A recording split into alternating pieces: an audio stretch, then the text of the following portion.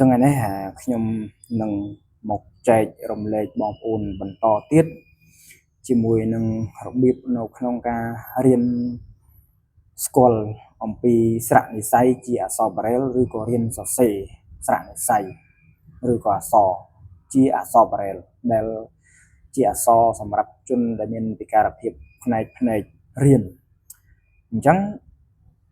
អក្សរពពកនេះគេហៅថាអក្សរបារ៉ែលជាចំណុចបារ៉ែលហើយសម្រាប់ជនដែលមានពិការភាពគាត់រៀនអញ្ចឹងជនពិការភាពផ្នែកគឺចាប់ពីថ្នាក់មត្តេយ្យទៅដល់សាកលវិទ្យាល័យបន្តដល់អនុបណ្ឌិតគឺចូលរៀនជាមួយសាលាធម្មតាអីហ្នឹងគឺប្រើអក្សរបែបនេះ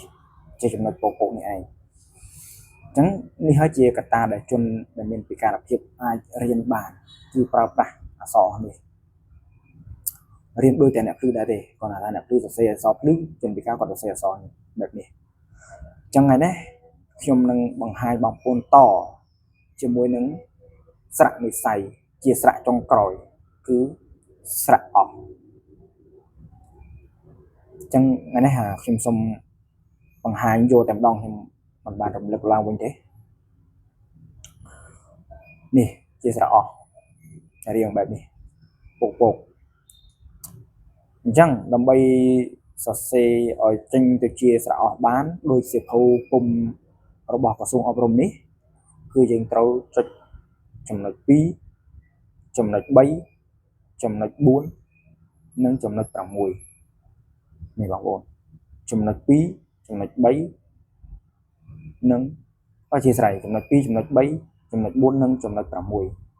3 4 6អញ្ចឹងតោះខ្ញុំសរសេរបងប្អូនមើលបន្តិចនេះយើងចាប់ផ្ដើមមកចំណុច1យើងអត់ចុចទេចុះក្រុមមកយើងចុចចូលជាចំណុច2ចំណុច3ឡើងទៅលើវិញយើងងាកមកខាងឆ្វេងចំណុច4ចំណុច6យើងចុចទាំងរហូតមក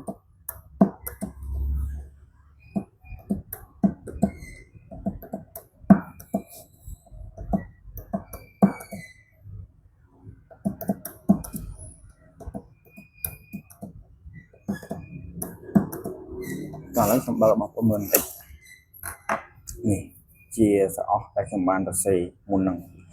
ដកឃ្លាខ្លះជាប់គ្នាខ្លះនេះ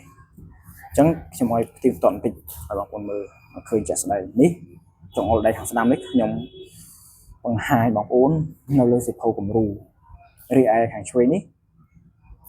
ជាអ្វីដែលខ្ញុំសរសេរមុននឹងឃើញដូចគ្នាបងប្អូនដែលមិនពិការភាពអាចមើលបានកាមេរ៉ានឹងចាប់ឲ្យបងប្អូនដូចតែគ្នាទេបងប្អូនអញ្ចឹងវីដេអូនេះខ្ញុំមានប៉ុណ្ណឹងប៉ុន្តែអ្វីដែលខ្ញុំអាចសង្ខេបឡើងវិញឲ្យបងប្អូនចាំថ្ងៃនេះគឺស្រៈអស់របស់យើងហ្នឹងគឺយើងមានចំណុច2ចំណុច3ចំណុច4និងចំណុច6អញ្ចឹងខ្ញុំមានប៉ុណ្ណឹងចែករំលែកជូនបងប្អូនជួបជាមួយខ្ញុំនៅវីដេអូក្រោយអាចរៀនចាប់ផ្ដើមរៀនព្យញ្ជនៈម្ដងបន្ទាប់ពីចប់ស្រៈនេះទៅគឺខ្ញុំនឹងបង្ហាញជាព្យញ្ជនៈជូនបងប្អូនតែម្ដងហើយវីដេអូនេះគោលបំណងដែលខ្ញុំធ្វើនេះខ្ញុំទី1ខ្ញុំជូនដល់បងប្អូនដែលជាជនពិការភាពផ្នែកគាត់យកទៅរៀនសរសេរបានបើមិនគាត់អត់បានចូលរៀនគាត់ប្រយុទ្ធហើយមួយទៀតក៏ជូនដល់អ្នកគ្រូឬក៏លោកគ្រូតាមសាលារដ្ឋរៀនទូទៅអញ្ចឹងជៀសវាងកុំឲ្យថាមានជនពិការចូលរៀនយើងអត់ដឹងថាបង្រៀនយ៉ាងម៉េចអញ្ចឹងវីដេអូនេះលោកគ្រូអ្នកគ្រូក៏អាចយកទៅស្ដាប់ហើយរៀនសរសេរតាមនឹងបានដែរដូចតែគ្នាដើម្បីឲ្យងាយស្រួលដើម្បីឲ្យទី1ឲ្យធ្វើឲ្យមានចម្រុះភាពនៅពេលដែលមានកូនសិស្សជាជនពិការចូលរៀនគឺដឹងអំពីរបៀបរៀនរបស់ជនពិការបើសិនជាមិនបានដឹងអំពីអក្សរក៏អាចដឹងថាជនពិការនឹងរៀនយ៉ាងម៉េចដែរប៉ុន្តែខ្ញុំលើកទឹកចិត្តពិតជាលើកទឹកចិត្តទៅដល់លោកគ្រូអ្នកគ្រូនៅតាមសាលារបស់រដ្ឋក្តីសាលាឯកជនក្តីគួរតែព្យាយាមស្វែងយល់ដើម្បីឲ្យមានចម្រុះភាពអ្នកគ្រូក៏អក្សររបស់អ្នកគ្រូក៏ចេះអក្សរសម្រាប់ជនដែលមានពិការភាពផ្នែកនេះក៏ចេះអញ្ចឹងស្រួលអញ្ចឹងនៅពេលដែលមានជនពិការចូលរៀនគឺអាចបង្រៀនបានពេលបង្រៀនបានធ្វើឲ្យមានចម្រុះភាពកាលណាធ្វើឲ្យមានចម្រុះភាព យូរទៅសង្គមនឹងរីកចម្រើនអញ្ចឹងខ្ញុំមានប៉ុណ្ណឹងជូនបងប្អូនសម្រាប់ទស្សនាជួបជាមួយខ្ញុំនៅវីដេអូក្រោយទៀតខ្ញុំនឹងបង្ហាញព្យញ្ជនៈដល់បងប្អូនវិញម្ដងចប់ហើយស្រាក់របស់យើងជម្រាបលា